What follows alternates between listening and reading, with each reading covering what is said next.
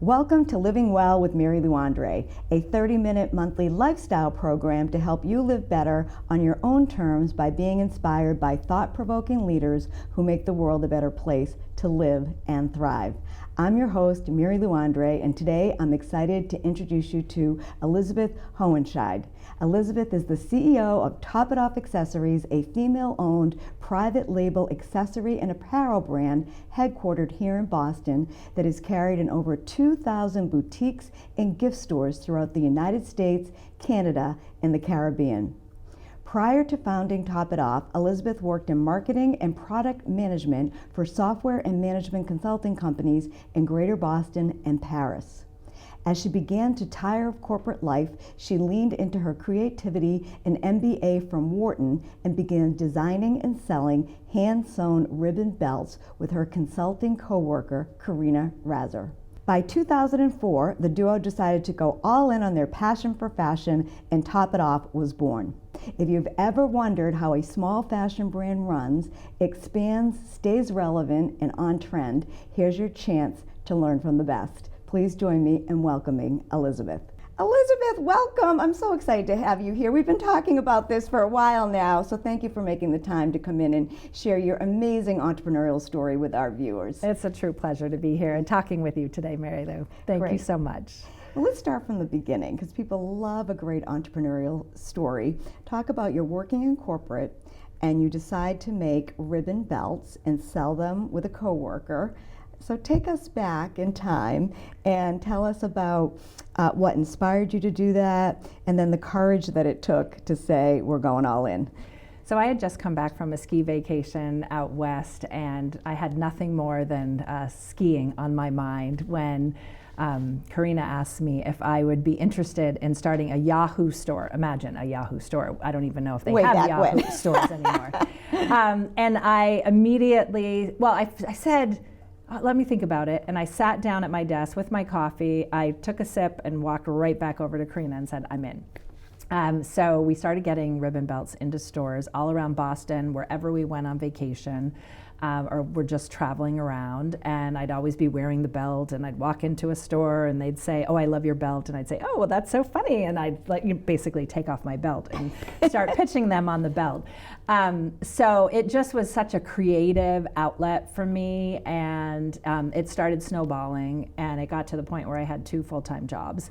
And my husband and I were talking, and we said, okay, we've got to, I'm either going to go for this or I'm going to just stop, because it had become too much. So in the summer of 2004, I got married. When the honeymoon was over, I went right to Atlanta to the first trade show that we did on the at the gift show in Atlanta, and the rest was history. Okay. So let's back up a little bit. Did you guys actually make the belts? We did make the belts. You did? And then we actually had women who made the belts for us. So we found on Craigslist some women who could string, they were called stringers, and they would sew the belts for us. Mm-hmm. They would come, we would give them all the pieces for the belts. And then this one woman said, oh, well, my mother can sew, my sister can sew, my cousin can sew. And so at some point, I think we had 5 or 6 people from this one family who were sewing with us. Okay, so you touched on a couple really cool things that I think our viewers, a lot of people can relate to. First of all, you had a craft, like you had something that actually was, people wanted it, and you had a side hustle before side hustles were even a thing. I know, so I never thought of it. Kudos to you. But go back, so you guys, the 2 of you, started making these belts together, and then going into stores wearing, I think that's critical, you were wearing your goods, you were showing them in the world, you were showing how easy they were to style an outfit with, and then when it got too much for you guys to make them yourselves, I'm sure you were making the first batch by yourselves, and you did test marketing, yes, which is, we were. There's that Wharton MBA. We were right testing, there, Elizabeth. exactly. I didn't even that on your bio. And then when you decided it was too much in your time, I'm assuming you were saying, our time is going to be spent in our real job, our 9-to-5 job, still had that going, and then our time is probably better spent interfacing with our customers, which at the time was boutiques. It was. And that hasn't changed too much. So we'll come back to that. Yes. But huge kudos. You took a creative idea, you said, I'm going for it, and you actually learned how to do manufacturing slowly but surely. You tapped into the internet, you tapped into others that could help you, and now here you are. So that's just an amazing story, and I think it's so great for our viewers to know you too can take a creative pursuit and turn it into something bigger if you choose to. Right. So that's super cool. So 2004, you guys go all in. So now it's big time. You've left the corporate job. You've got to make this work. I'm sure you couldn't just rely on people on the internet to make the product anymore. Can you talk, and you and I have talked about this, and I find it fascinating, so I'm sure our viewers will as well. Can you just talk about what you had to do to actually run you had a winning product, and now you had to figure out supply chain, manufacturing, marketing, sales, customer relations. You already mentioned going to the Atlanta show. Yes. So I'm sure that was step one, but can you just go a little deeper and tell folks what you had to do to actually make it into this incredible business that supplies not just belts, but these beautiful accessories that we'll get into in a moment, to over 2,000 boutiques. That's so cool. Yeah, it's been just a labor of love all of these years, and so fun to think about what do women want, what are the styles that they're wearing, how do they want to pull themselves together in a way that gives them confidence, and what are the products that we can design that can help them achieve those goals. And one of the first ideas we had was we'll take ribbon and we'll put it on a tote bag, an LL Bean kind of tote bag. And we found a company in Maine, and she was manufacturing the bags for us. And the first show that we went to in Atlanta, we were showing them to stores, and everyone said, well, they're great, but we need to be able to sell them at a retail price that's the same as your wholesale. So took that back.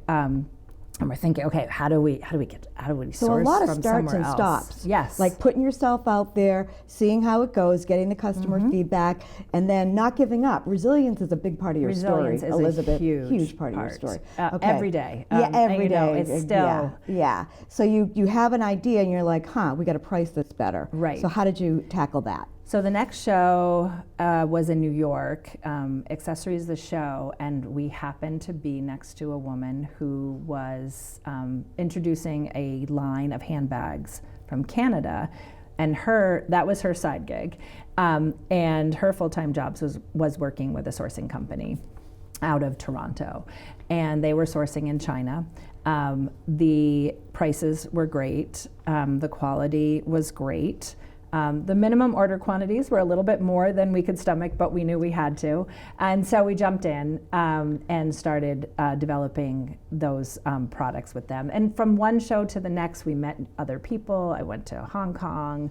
Some of our manufacturers have come to us and helped us with when we're in the product development phase. And we do 2 collections every year. So we do a spring summer collection, and then we do a fall winter collection. We're designing things far in advance.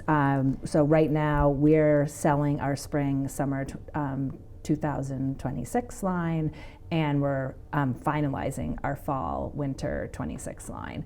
So we're always looking for those new and that's what I love. ideas. Whenever I'm with you or going to your shop, it's just so much energy, and it's so much color, and it's trending, and it's forecasting. So cool. So you're at the New York show, you start to say, I've got to get into China, I've got to start sourcing there, I'm going to Hong Kong. At this point in time, is it still just you and Katrina? It is. So it's the 2 of us, and then we had interns from Boston College, because I happened to be calling on a store in Chicago, and there was a woman who was there who said, I'm looking for an internship in my junior year, and I said, Annie, come with us, and she was working out of my house at my kitchen table, and at the beginning it was out of my house. Yeah. We eventually found in 2012, I found a location that I operated as a pop-up location before there was such a thing as a pop-up. Okay. And we said, okay, we're going to do this for the holiday season. And where was that? It was in West Roxbury on Spring Street. I met the woman who owned the building on, I think, I don't know, a Monday. And by Friday, we were in there. We had the whole thing set up. And I've always just had a lot of women working with us who just have a total can-do attitude. And we just hustled. We got it done. We opened Huge, up. huge. And just never, we can't make that happen. How do we make it happen? Yeah. And I think that's really been key to the success. And you talk about resiliency. Yes. You know, there are lots of setbacks all the time. You never know what's coming your way. There's never a dull moment. And but you're always looking for creative solutions. And so that solution was a great one to get out of my house. Let me stop you one second, because you're onto another trend. Was it in a storefront that was vacant? It was. And now that's a huge trend. It is. So here she was with the side hustle, the leaving the corporate job to go on her own. And then I love that story. You're in your dining room table, I can imagine if I'm picturing this, where a lot of entrepreneurs start, including myself. And then you're meeting women who share that energy and that passion and that get it done spirit, which I think of you when those are all attributes that you have in abundance. And you go and you find this storefront that's empty and you say, we can do a pop-up shop, and it's right before the holiday? Right before the holidays. Okay, so now that's a thing. That's incredible. And so we're well received. Yes, and of course. Think, oh, well, let me put our office in the back. So we put our offices in the back, we move out of our house, and then we eventually outgrow that space, and there was no more room for pop-up retail because we had taken over all of the space for our office. And then I happened to be driving into a bank where we did our banking, and I looked up and I saw a sign and it said space for lease. Now we've been there for over 10 years. It's a space that I know you. I love that space. It so is. You're in still in West Roxbury. We are. Okay. We're right on the train tracks, down the train track from Needham. My friends are going into work, and they're always asking if they can get on our internet as they're coming through the Highland station. It's a great space. It has so much light and just a lot of open space. It's a very collaborative work environment that we have. Our best ideas come either from our customers or our team. We're always out looking for what's trending, what's hot, what is not out there that people would like, and how do we put our spin on it. We do a lot with bright colors. We always are looking for versatile pieces, so something that she can take her from work out to dinner, that can take her from the office right into the weekend. And travel pieces, just pieces that make women feel fabulous. You do a phenomenal job. Thank you. So you move into this space in about 2015, if I'm tracking correctly. Yes. You're still there. How big is your team today? So we have 10 people who work in our office in West Roxbury. We have one woman who works with us in Virginia. We work with over 50 sales reps around the country who represent our line, along with a package of other lines that kind of work together. So they might be other gifts, they might be candles, they might be anything that you could imagine, a gift store, a resort, a boutique carrying in their store, and they're curating us as part of the stories that they're telling to the people who are walking in their doors. Yeah. So you are a wholesaler. We are. That's how you identify. Yes. Wholesaler. We're cool. a wholesaler. Okay. So let's now talk about what's going on in business today.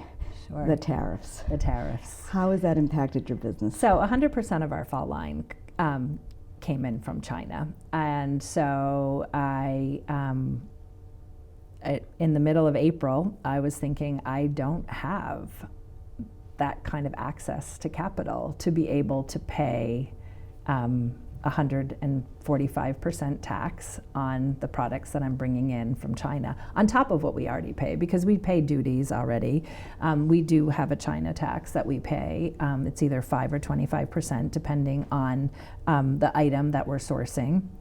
And so I came home from Mother's Day dinner, and I remember thinking, I don't know what I'm going to do. I couldn't, my factories had asked me to confirm all my orders, which had been placed in February. So in April, I confirmed them, and I was thinking, I can't act responsibly and take these orders. So I had been holding orders that were done in China.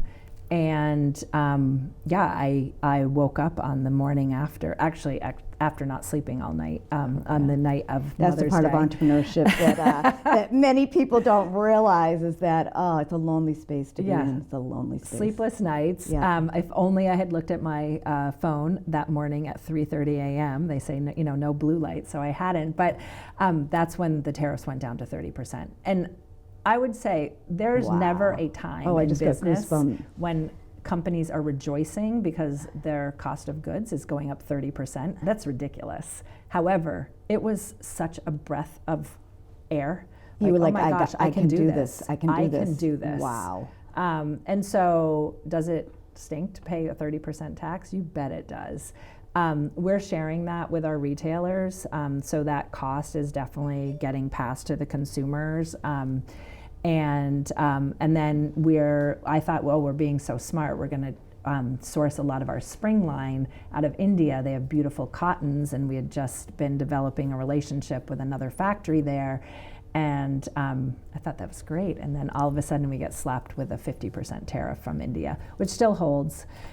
2 weeks ago, when there was an announcement that the tariffs might go to 100%, I just sort of said it can't last. And sure enough, it kind of has moved. So we don't know. And I think that's the hard part of it all, in addition to paying the tax, and knowing that you can't always do the products you want to do because there is a certain willingness to pay. Right. And sometimes it just prices us out from being able to introduce new products. But I think the lack of certainty, just the uncertainty that exists right now, it's really difficult. Whether you're a small business, a big business, and everything in between, I think, and whether you're the consumer or the manufacturer, that uncertainty is definitely kind of a cloud over the marketplace right now. Yeah, before we get into the fun stuff, just one last word on that. How do you, as a leader, leading all these employees, leading the reps that sell for you, what is some of your secret sauce? How do you get up every day, put on that leader hat? I think I'm forever optimistic. You are, and I think that is an absolute key to my success. I am very curious. I am a huge risk taker. When I graduated from college, I moved to Paris without a job. I ended up getting a real job and staying for 4 years. I have been an entrepreneur. I'm always looking. I like building things, and there's nothing better our product is so fun. Yeah. So. I think that has really, really helped me. I think right now, we're leaning into AI in a major way. So while our costs have gone up in the product, we're looking for efficiencies that we can get in marketing. We're looking for efficiencies that can help our sales team with both identifying new targets and also, so cool. And how can they better serve their existing customer base. So we're really diving into AI and seeing what are ways that we can gain some more efficiencies, do more, be better, and hopefully attract a lot more customers with a really great product. Yeah. Awesome. So thank you so much. I think people are very interested in the tariffs, and having someone that is directly impacted like yourself is just a wonderful share. So thank you very much, Elizabeth. Course. But now let's get into the fun stuff, because Elizabeth and I could talk fashion all day long. So we got about 8 more minutes left, so let's dive in. So a couple of your big wins, and I've known you for quite a while now. Talk about, you were picked as one of Oprah's favorite things. How did that change your business? Talk about people who did things before it was a term, influencer. She's one of the original influencers. She was the right? original for a lot of things, but you're right. She was the original influencer. Yes. Okay, so show us the gloves. So these are the Sherry glove. They're named after my dad. I'm gonna take these. And we were selected in 2023 for the Sherry glove. In 2022, it was the Dawn glove. They're great. They have really fun prints. They have little texting fingers, which people absolutely love. You have a small hand, I have a big hand. They really fit for everyone. Okay. And what we love to do is tie them back into the other accessories that we do, whether it be a scarf, a hat. or whatever it might be. But it was a thrill to be on Oprah. Oh, I mean, the sales and twice were in a row, right? Twice in a row. And you're getting ready for a third, I hope. Well, I hope so. But it always has a hockey stick, the Oprah effect. So stay tuned. Even if we're not on that, we might be on some other morning shows that it's part of the Oprah family. So they have a great team of people. They're looking for a great style that's out there that's going with their theme. They were in 2023 they were launching the film The Color Purple. Our gloves had purple in them, wow. and so it was just a really great fit with their story. Very supportive of female entrepreneurs and female-led companies, and also small companies as well. Yeah. So it was the first year.